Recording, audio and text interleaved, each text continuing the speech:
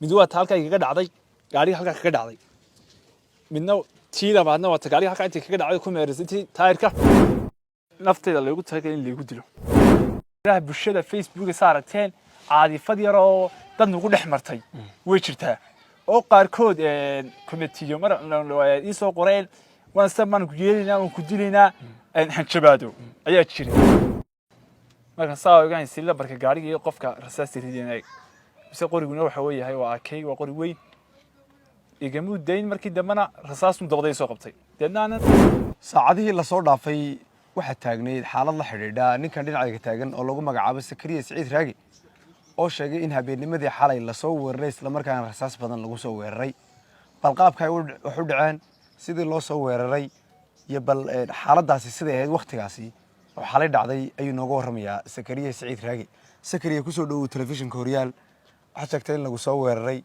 xalay rasaas lagu soo weeraray gaariga rasaas badan ku taala maca taayirka maca gaariga qafiskiisa sare sidee wax u dhaceen sidee wax ugu dhaceen xalay haddaan ka warramo waxa weeyahay anigoo soo socda bariga Hargeysa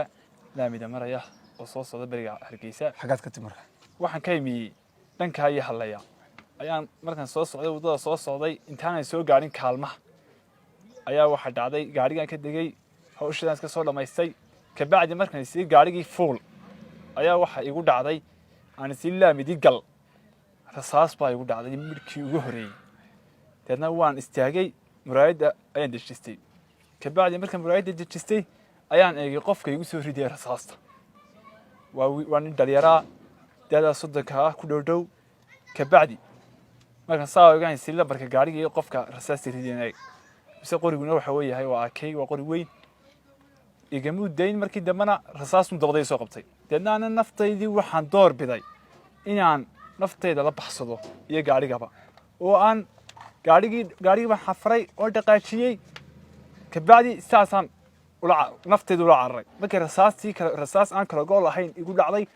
ayaan fijacay oo naftaydii baa qeyr gashay waxaan haddaad istaagtana wuu kugu dhufan haddaad dhaqaaqi weydana dee way ka sii xumaan doontaa marka anigu waxaan door biday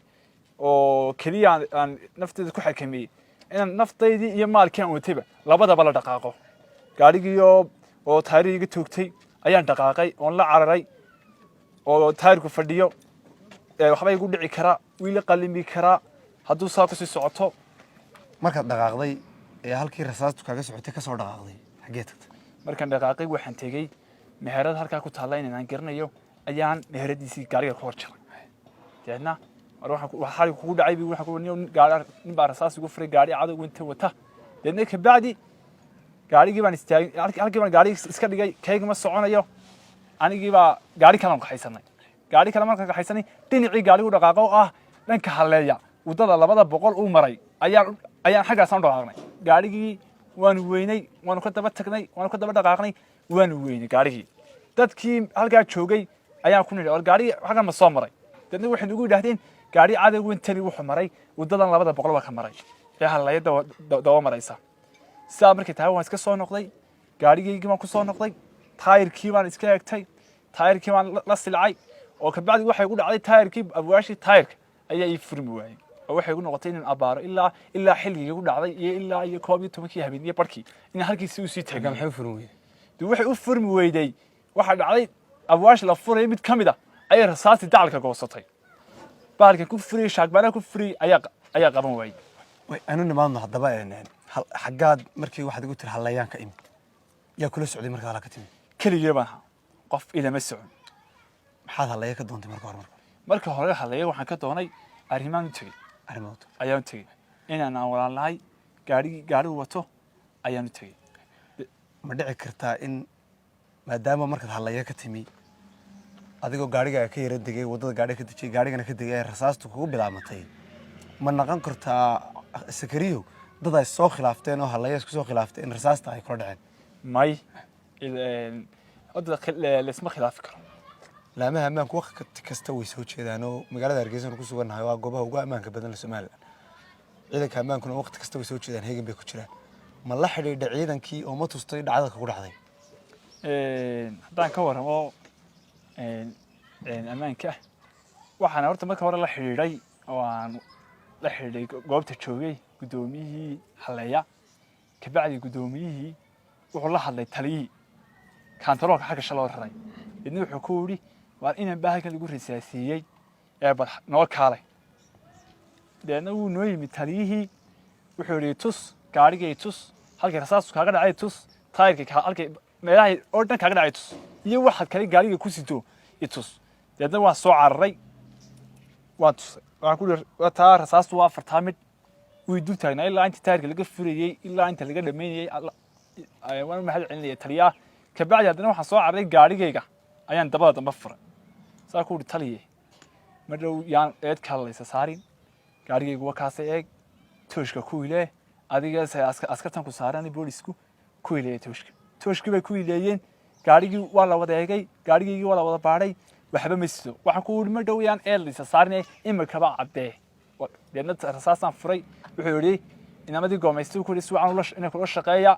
u fura taayirka u dhammeeya deedna waan dhammaystirnay rasaas baa kugu bilaabantay markaad gaadhiga kortay sax yaad u malayn kartaa cid ay sayseen baa jirta yaad u aanayn kartaa ilaa qof waddo taagan oo rasaas la iskaga bilaabaa suuragal maaha mana dhacdee yaad u aanayn kartaa aanada de waa aad u xun aanadu waana gudub dad iska dilay inta badan kala dhex timaada anigu nin dhalinyaraha baan ahay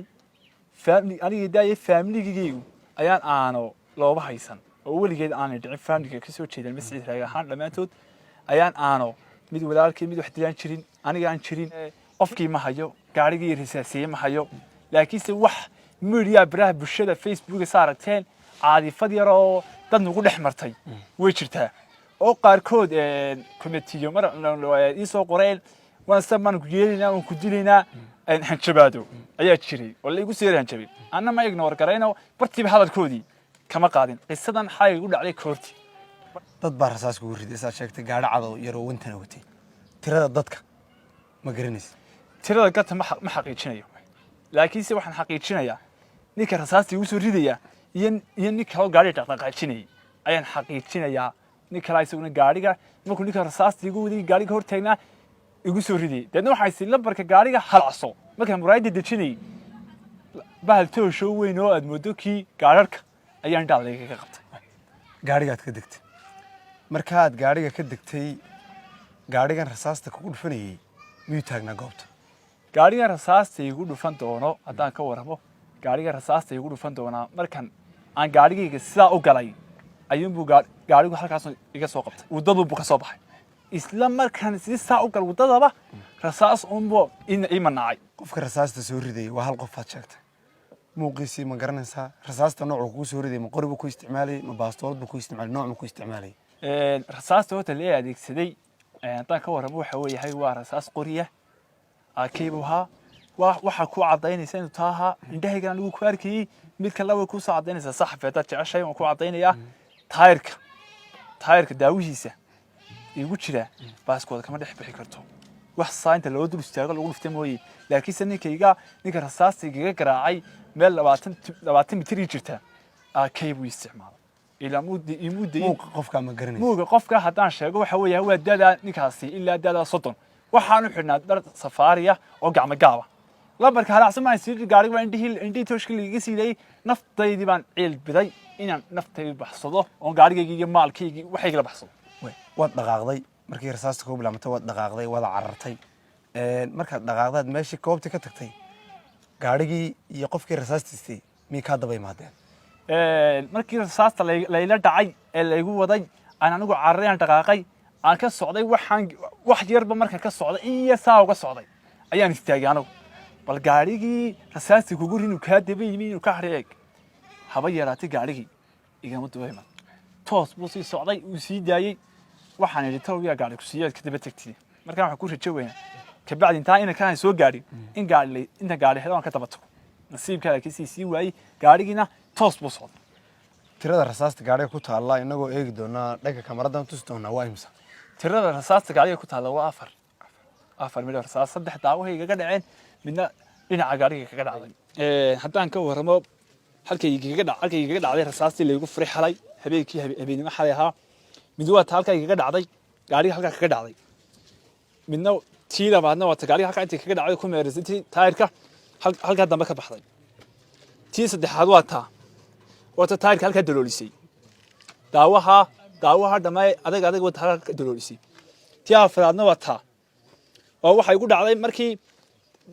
boolkii gaariga aan si ka fur taayirkii ay dhinac dhan goosatay oo wada inta halkaas ka soo baxday marka dhibti si rasaastu ku dhacay saaxay rasaastuna 4 mid baxay 4 mid oo rasaas ah ayaa ugu dhacday oo aan loo meel deyin oo laysi nafteeda lagu tagay in lagu dilo aad iyo aad ayuu mahadsan yahay Sakariya Siciid Raage oo faahfaahin naga siinayay dhacdo kaga dhacday magaalada Hargeysa habeenimada xalay taas oo ahayd in baabuurkiisa isagoo saaran xilli habeenimo rasaas badan lagu soo riday Maxamed Ducaale Cabdi iyo Maxamed Ayar Noole Horyal TV Hargeysa